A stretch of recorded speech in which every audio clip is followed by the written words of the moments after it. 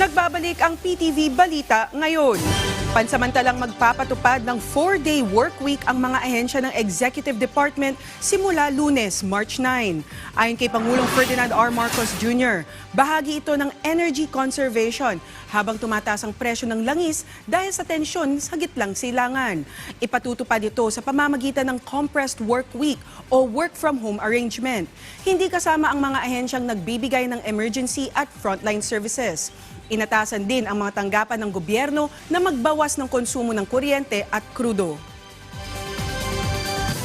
Pinaiigting ng Department of Health ang paalala laban sa rabies ngayong Rabies Awareness Month. Mula January 4 hanggang February 21, 17 kaso ng rabies ang naitala sa bansa. Mas mababa kumpara sa nakarang taon. Ayon sa DOH, karamihan sa mga kaso ay mula sa mga aso at pusang hindi nabakunahan. Paalala ng ahensya, nakamamatay ang rabies kapag hindi naagapan at naipapasa ito sa kagat, kalmot o laway ng hayop. Hinihikayat ang mga pet owner na pabakunahan taon-taon ang kanilang mga alaga.